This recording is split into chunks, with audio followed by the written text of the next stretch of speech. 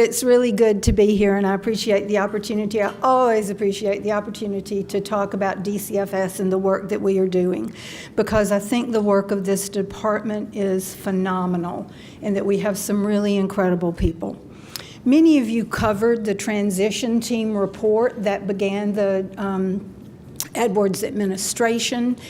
And he used his transition teams for basically a case review of the department. And so every department was evaluated, looked at from outside, inside eyes, and then a report was given to him.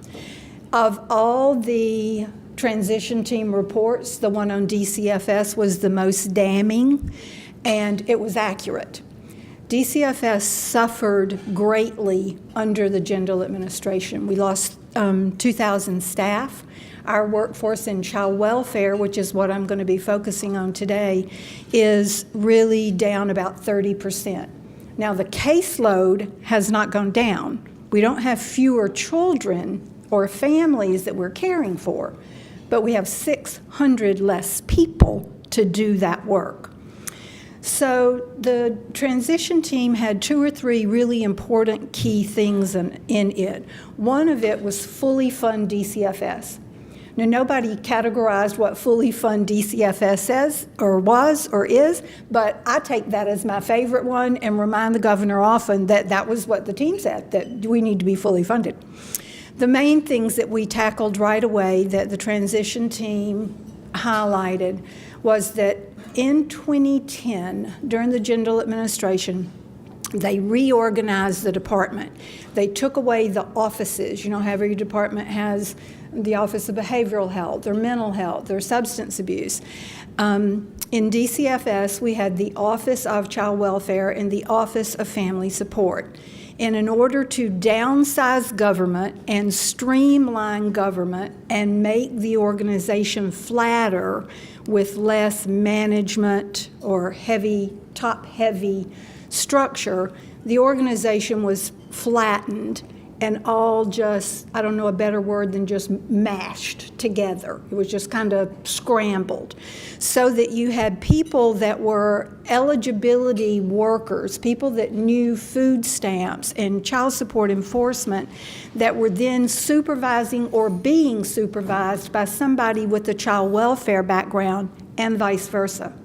So the first thing, which made no sense, there's no structural integrity in that. There is no way to support the expertise and the talent and the skill and the ability and the years of experience that people put into that work on either side to make that structure make sense. It was purely a political gimmick to make the department look differently.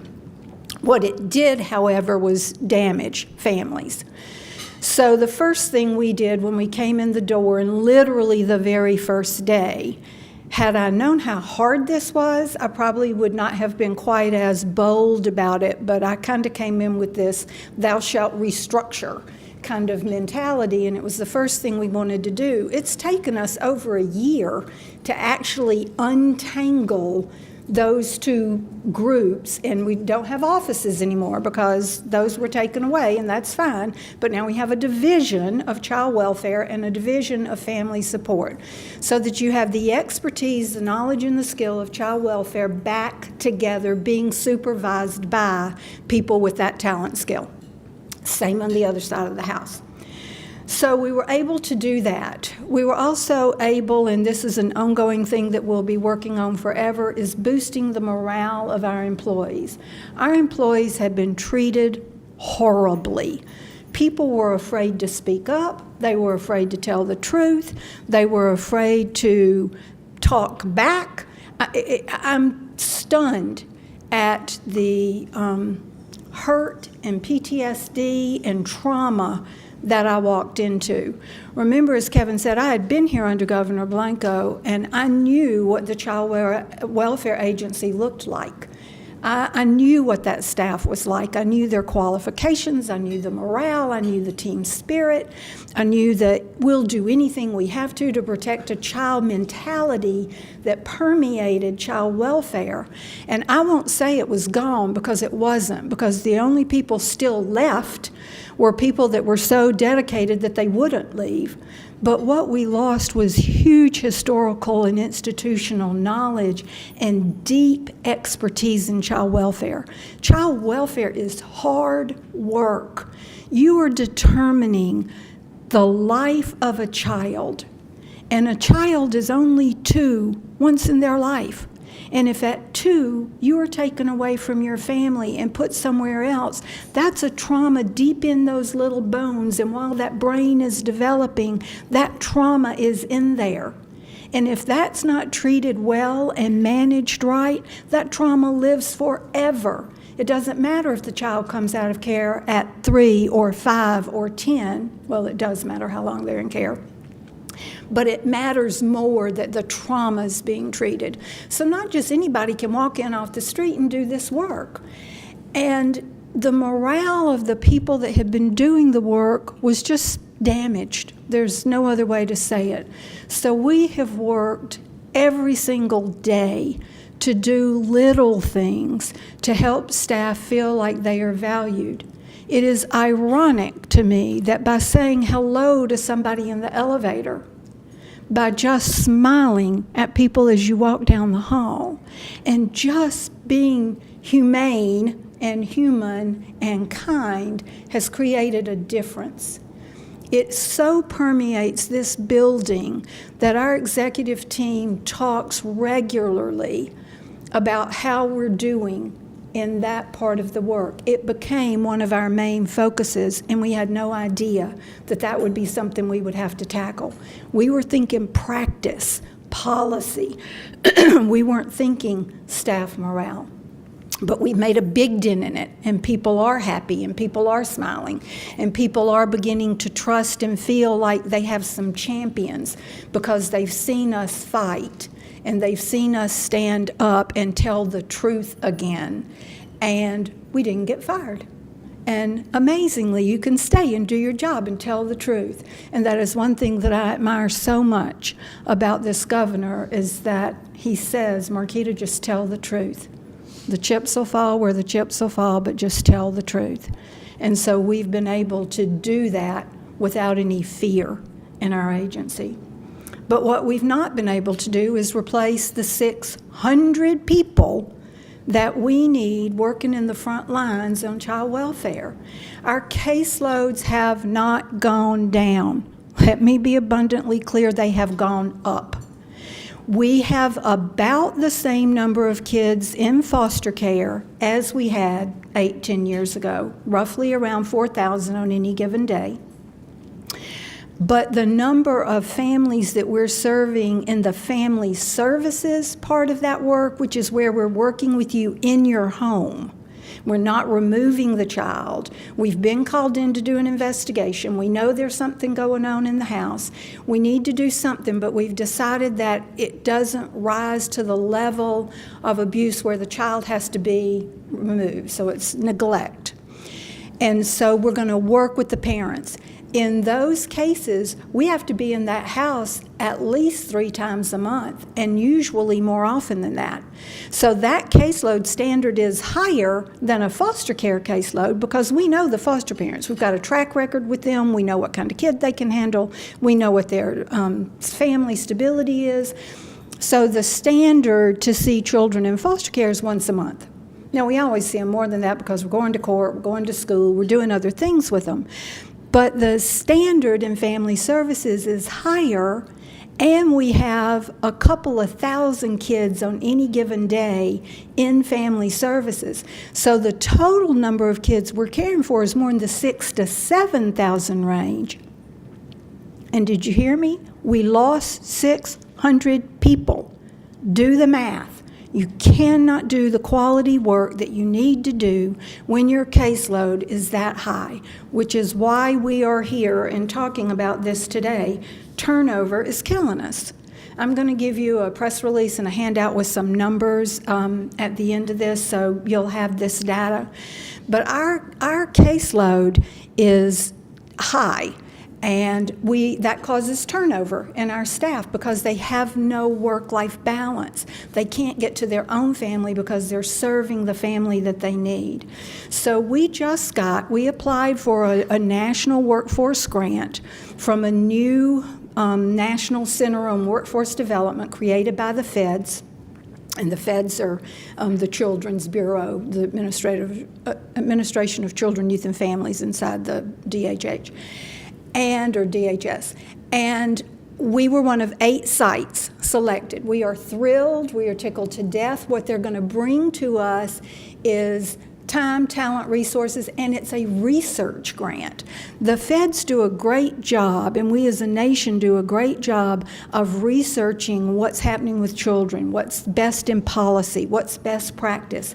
But we've never done any real research on staffing and what different staffing protocols might look like. We are looking now at a kind of a medical model of a nurse, that the patient doesn't leave, but the nurses change. So why couldn't we have 2 child welfare workers carrying the same case? One's working it during the day and one's working it during the night.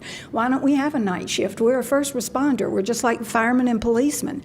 They go out 24 hours a day. So do we. In fact, a lot of our calls come at nights and weekends. And so if you're a worker, a state employee who's supposed to go home at 4 o'clock and you get called out on a case at 3, guess what? You don't go home at 4. There's nobody to turn it over to. You carry that case all the way through the night and maybe deep into the night and maybe into the next day, and you have to go to court and you haven't gone to bed yet. So we've got to figure out how to manage this caseload with the 600 less people than we need. So we're looking at all different kind of strategies. We're doing workforce training. We are looking at hiring different kinds of people. Maybe we need people with more experience. Maybe we need people that come from a same mission-driven kind of concept like the military or teachers. And so we're looking at all these things, and we'll be exploring those with this workforce grant. It's for 5 years. It's not money. It's research on what we do, and it's technical assistance, people that'll be coming in, being experts, pulling in the people we need to look at these things. For example, we have a woman from Texas that is starting with us, I think it's this week, that is, Texas has gone to a shift work kind of model with their child welfare workers where they have more than one person working a case, so there's somebody covering at night and somebody covering in the day. So we've already brought her in. That's paid for by the Casey Foundation because we don't have the resources in our budget to pay for it ourselves. And that's another reason we're so excited to have this workforce grant. It's free to us. It's all federal dollars that they will get. So we are thrilled about the opportunity. We're announcing this grant today. We actually have the first phone call with them tomorrow. So we're really a day ahead of the big formal thing from the feds that we got the grant. Your handout tells you all the other 8 sites too. It was highly competitive, by the way. We went through weeks and months. The application process was pretty strenuous, and then they spent a day on site with us. And it was pretty intense. You really felt like you were applying for something. We just received a big federal workforce grant, and so we are unveiling that. We're one of 8 states or jurisdictions in the U.S. that received this grant. It was a very strenuous application process, and we're thrilled that we got it. So that was one message. Another message is what we're doing to try to recruit people, and we unveiled a new recruitment video that we have that we want to spread far and wide to anybody that would see it, trying to find the right people to come to work for DCFS. Tell us a little bit about your caseload. Take us back 10 years. Tell us how many caseworkers you had 10 years ago and how many children in need of services until where we are right now. Okay. 10 years ago, we had 1,800 employees in the child welfare part of DCFS. Today we have 1,200. So clearly that's a differential of 600, but our caseload has not gone down. In fact, it's gone up. And so when you have fewer people trying to do the job with more children and families in needs, then of course we're not doing the very best that we could do if we had more staff. So the caseloads vary across the state. In Baton Rouge, they're anywhere between 1.5 and double what they should be, and our turnover is 50% in Baton Rouge. So there's a direct correlation between the turnover and the caseload. In Lafayette, the turnover is only 8%, and their caseloads are lower. So we're trying to figure out, how do we stabilize this? How do we get this equal across the state? What is it that makes it different? Is it leadership? Is it workload? Is it environment?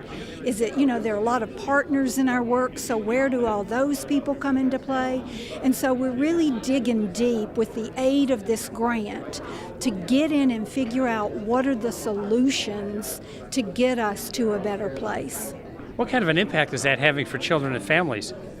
What we know about children that have multiple caseworkers is they have less stability. It's a very frightening piece of data that just came out recently from a study done in Milwaukee, that if a child has one worker, their possibility of getting reunified or going home or getting to another permanent, like an adoption status, was around 75%. When they had two workers, it dropped to 17%.